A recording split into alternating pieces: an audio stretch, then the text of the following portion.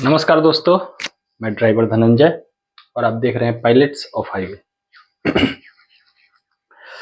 दोस्तों, बिहार में अभी बिहार ही मुद्दा मेरा है। इसलिए बिहार मुद्दा है क्योंकि अभी बिहार में चुनाव है और बहुत पार्टियां उत्पात मचाएंगी, बहुत सारे वादे करेंगी। लेकिन मैं भी चाहता हूं कि कुछ चीज़ों को आप समझिए, कुछ चीज़ों को आप जानिए, ताकि आप खुद से निर्णय लीजिए कि आप कौन सा पार्टी सही है, किसके लिए सही है। हालांकि राजनीतिक मेरा विषय नहीं, मैं तो आप लोग के लिए गाड़ी पर ही वीडियो बनाता हूं। लेकिन कुछ चीज़ें ज़रूरी है जो हो रही है हमारे आसपास, क्योंकि कहीं भी हम लोग गाड़ी चलाते हैं लेकिन जब घर जाते हैं तो घर पे ही है, और घर के अगल बगल जो घटना घट रही है उस पर भी ध्यान रखना, नज़र रखना हम लोगों की जिम्मेवारी है। तो देखिए, कुछ पॉइंट्स हम लिखे हैं कि जो परिवार, जैसे भू माफिया, देखिए जमीन के जो माफिया हैं वो कौन से परिवार को या किन लोगों को निशाना बनाते हैं, उनको मैं लिखा हूं। इसके बाद आगे इसके हम लोग समझते हैं। लेकिन पहले देखिए, जो परिवार बाहर शिफ्ट हो चुका है, देखिए भू माफिया जितने भी हैं ना, वो कोशिश करते हैं कि ऐसे लोगों को टारगेट किया जाए जो जिनका जमीन किसी तरह से हम दूसरे को बेच दें और हमें ज्यादा तकलीफ का सामना या ज्यादा मुश्किल का सामना नहीं करना पड़े, प्लस जिसको कुछ पैसा बाद में अगर समस्या हो भी तो कुछ पैसा दे करके और उसको चुप करा दिया जाए या शांत करा दिया जाए।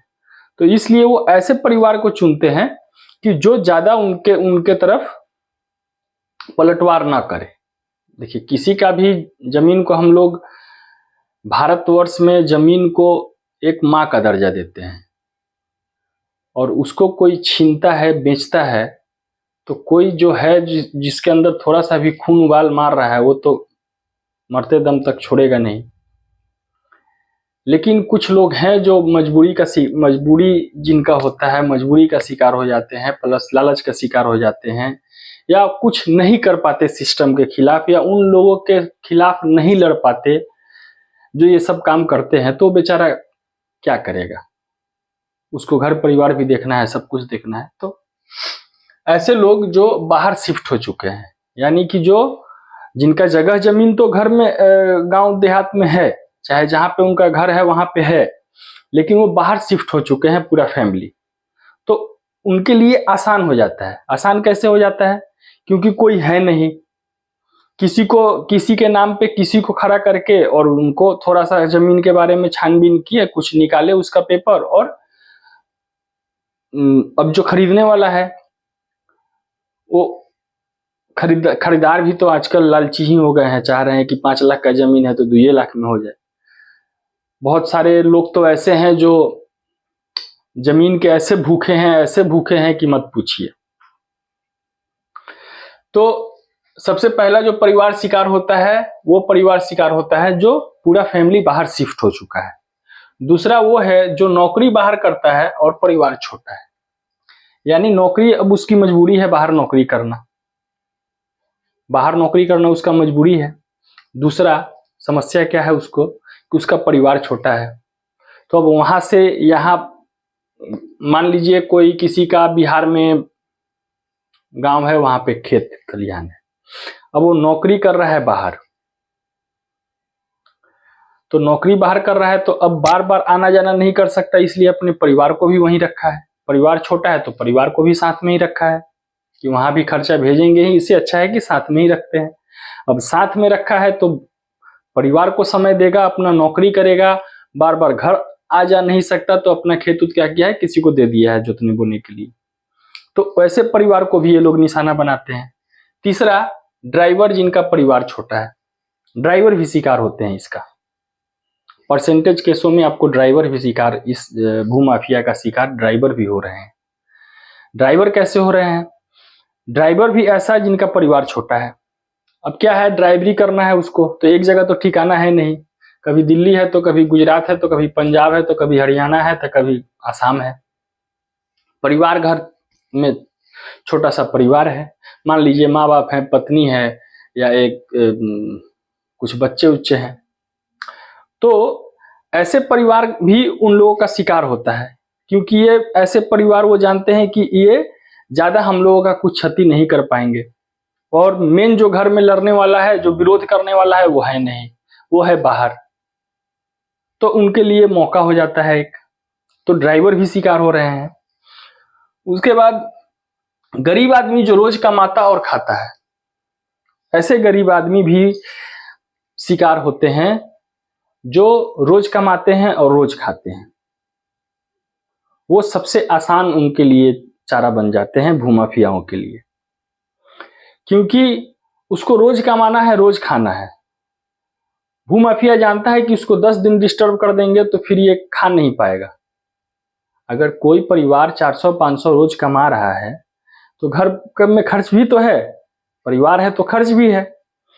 अब 10 दिन उसको अगर आप परेशान कर दीजिएगा तो फिर घर का दाल खत्म होने लगेगा, चावल खत्म होने लगेगा, रोटी खत्म होने लगेगा। तो उस सिचुएशन में वो परिवार क्या करेगा? अब इन सब मुद्दों को आपको सोच करके आप के मन में एक विचार आएगा कि फिर सरकार है ना, केस फौजदारी है ना, उस पे भी चलेंगे, उस पे भी चलेंगे। सरकार कैसे इन सब चीजों में आंख मूंद लेती है, उस पे भी हम चलेंगे। तो चौथा जो हो जाता है वो गरीब परिवार, गरीब आदमी जो रोज कमाता है और रोज खाता है। और पांचवा वो आदमी है, वो पिता है जिसकी सिर्फ बेटियां हैं। बहुत सोच समझ करके भूमाफिया लोगों को टारगेट करते हैं, और इस चीज को हम लोगों को समझना होगा, उनके खिलाफ लड़ना होगा। जिनकी सिर्फ बेटियां हैं, अब धीरे धीरे वो पिता एक बेटी का, मान लीजिए 2-3 बेटियां हैं या 2 ही बेटी है, धीरे धीरे एक बेटी का किसी तरह से शादी किया। अगर अच्छा कमाता है तो चलो ठीक है, अगर अच्छा नहीं कमा रहा है तो घर द्वार बेच करके ही करेगा। तो ऐसे लोग भी शिकार हो रहे हैं। और देखिए, हम लोग विरोध करना छोड़ दिए हैं। आजकल ज्यादातर गांव देहात में आप देखिएगा, शहर में भी अब धीरे धीरे हो रहा है, लेकिन गांव देहात में आप ज्यादातर देखिएगा कि लोग विरोध करना और लड़ना छोड़ दिए हैं, जिसके कारण इन लोगों का मनोबल जो है वो धीरे धीरे बढ़ता चला जा रहा है।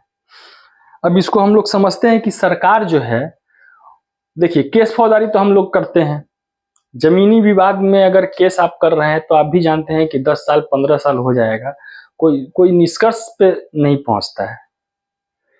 क्योंकि कोर्ट में एक ये नियम है कि आप फर्जी कागज डाल रहे हैं, 420 कर रहे हैं, तो उसका कोई ज्यादा सजा नहीं है। तो उस सिचुएशन वो जानता है कि 420 भी करेंगे, झूठा गवाह भी खड़ा कर देंगे तो ज्यादा कुछ मेरा नहीं होगा, ज्यादा से ज्यादा होगा तो 50,000 खर्च हो जाएगा। अब 10 लाख की जमीन है और 50,000 उसका उल्टा खर्चा ही हो गया, तो फिर भी तो 9.5 लाख उसको बच रहा है ना जी। तो इन सब चलते उन लोगों का मनोबल हाई हो रहा है और बढ़ते जा रहा है। अब सरकार की क्या नीतियां हैं, सरकार भी हम लोगों को कैसे मूर्ख बनाती है, इस चीज को थोड़ा सा हम लोग विस्तार से समझने का कोशिश करते हैं।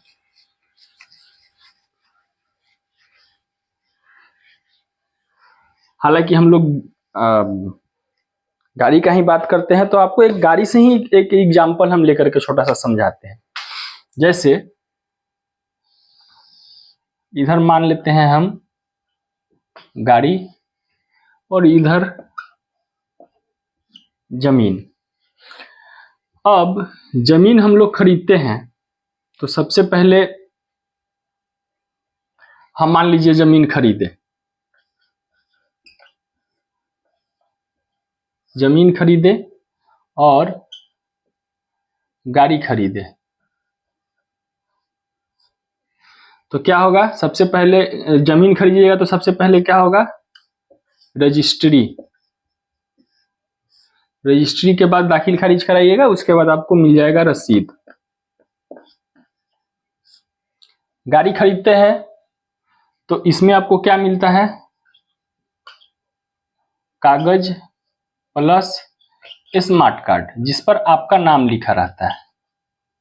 जैसे आरसी, रजिस्ट्रेशन सर्टिफिकेट मिलता है ना, कागज आप डीलर से खरीदते हैं तो कागज मिलता है, फिर स्मार्ट कार्ड आपको एक मिल जाता है, वो प्रूफ हो गया कि हाँ भाई ये गाड़ी मेरे नाम से है। वैसे ही जमीन आप खरीदते हैं तो रजिस्ट्री होता है, रजिस्ट्री के बाद जब रसीद आप कटवाने लगते हैं तो रसीद उस तरह एक तरह से आपका ये हो गया। मतलब अब जैसे गाड़ी हम लोग खरीदते हैं तो 4-5 पेज का कागज हो जाता है। स्मार्ट कार्ड एक एकलौता कागज होता है जो छोटा है, आसान है, और उससे ही वो एक तरह का प्रूफ है कि हाँ भाई ये गाड़ी इनका है।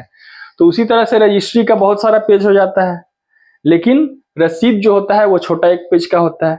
तो इससे पता चलता है कि हाँ भाई फलाने का जमीन है, कितना जमीन है, वो सब उस पर डिटेल से रहता है। अब खरीदे, रजिस्ट्री कराएं, उसके बाद हम लोग क्या करते हैं, हाँ पेपर वगैरह तो सब हो ही गया। चलिए अब इसको और एक स्टेप और आगे चलते हैं हम लोग। दूसरा स्टेप है कि अब जमीन खरीद लिए तो अब इसका उपयोग भी हम लोग करेंगे। तो उपयोग में क्या करेंगे, या तो खेती करेंगे या बटैया किसी को दे देंगे बोने के लिए। अगर खुद से नहीं बो रहा है तो किसी को बटैया दे देंगे, या मान लीजिए पेड़ पौधा लगा देंगे। यानी हर तरह से हम लोग इसको यूज कर लिए, या खाली छोड़ देते हैं, पड़ती छोड़ देते हैं। गाड़ी में आ जाइए, गाड़ी को हम लोग या तो चलाते हैं या घर में खड़ा कर देते हैं या किसी रिश्तेदार को दे देते हैं। रिश्तेदार को चलाने के लिए हम लोग गाड़ी को दे देते हैं। अब एक बात हमको आप बताइए कि जमीन खरीदे, रजिस्ट्री करा लिए, मेरे पास सब पेपर हो गया। अब वो पेपर होने के बाद हम इसको पड़ती रखें, चाहे खेती करें, चाहे बटैया दे दे, चाहे पेड़ पौधा लगा दे, सरकार ही ना कागज दिया है। और एक बात, इसमें टैक्स किसको जा रहा है, लगभग 10% सरकार को। इसमें टैक्स कितना जा रहा है, लगभग 18% किसको जा रहा है, तो सरकार को। ये कागज कौन दे रही है, सरकार। ये कागज कौन दे रहा है, स्मार्ट कार्ड कहां से इशू हो रहा है, डीटी ऑफिस यानी सरकार से। तो अगर हमको गाड़ी बेचना हो, मेरा गाड़ी है, किसी को बेचना है, तो क्या करेंगे हम, सबसे पहले गाड़ी का सेल लेटर बनाएंगे। स्मार्ट कार्ड कैंसिल होगा और उसके नाम से जब वो ट्रांसफर कराएगा तो उसके नाम से स्मार्ट कार्ड बन जाएगा। एक हुआ। अब जमीन में सरकार बोलती है कि आप जमीन किसी का भी, कोई भी लिख सकता है, किसी का भी जमीन कोई भी लिख सकता है, दखल कब्जा उसको खुद से करना रहता है। तो गाड़ी में भी ये नियम डाल दीजिए कि किसी का भी गाड़ी कोई भी लिख सकता है, बशर्ते गाड़ी जाके आपको उससे लेना होगा। ये नियम गाड़ी में भी लगा दीजिए। जमीन में जब आप नियम ये लगा रहे हैं कि कोई भी लिख सकता है, कोई भी लिख सकता है, तो ये सेम चीज आप लगा दीजिए ना गाड़ी में भी। तो गाड़ी में नहीं, दोहरा नीति देखिए सरकार का, कोई भी जब लिख सकता है तो गाड़ी में भी लगा दीजिए, किसी का भी गाड़ी कोई भी लिख देगा, जाकर के उसको लेना रहेगा। ये सरकार इसलिए करती है क्योंकि सरकार जो है, आज बिहार में अगर बिहार सरकार के पास पैसा, अगर मोटा पैसा कहीं से आ रहा है, सबसे ज्यादा पैसा टैक्स के रूप में कहीं से आ रहा है, तो वो है जमीन। जमीन से ही आज बिहार सरकार को सबसे ज्यादा पैसा जा रहा है। आप देखे होंगे कि मान लीजिए आप ब्लॉक में जाइए और किसी रजिस्ट्री ऑफिस में जाइएगा, रजिस्ट्री ऑफिस में जाइएगा तो देखिएगा मार एकदम पंखा लगा है, नीचे टाइल्स लगा है, एकदम खूब बढ़िया से कुर्सी लगा हुआ है, कहीं कहीं तो एसी लगा हुआ है, पीने का उधर फिल्टर लगा हुआ है। काहे लगा हुआ है, जैसे गाड़ी खरीदने हम लोग जाते हैं तो देखते हैं ना, पहले मार रसगुल्ला ले आओ, तो चाय ले आओ, तो कॉफी ले आओ, दिया जाता है ना। तो वैसे ही जब जमीन रजिस्ट्री के लिए आप जाइएगा किसी को, जमीन रजिस्ट्री ऑफिस में 2 ही लोग जाएंगे, लिखने वाला, दूसरा लिखवाने वाला। पहला लिखने वाला, दूसरा लिखवाने वाला। तो जब गाड़ी में आप नियम नहीं लगा रहे हैं और जमीन में नियम लगा दे रहे हैं, जबकि सबसे ज्यादा विवाद जमीन के लिए ही हो रहा है। आज अगर सबसे ज्यादा मर्डर हो रहा है बिहार में, सबसे ज्यादा केस मुकदमा हो रहा है, तो जमीन के लिए ही हो रहा है। तो इसमें किसका गलती है, हम आपसे जानना चाहेंगे कि ये जो नियम कर दे ना सरकार, ये सिर्फ एक नियम सरकार लगा दे कि आप हमको जमीन लिखना है, तो सरकार एक सिर्फ नियम लगा दे कि जिसके नाम से रसीद है वही लिखेगा।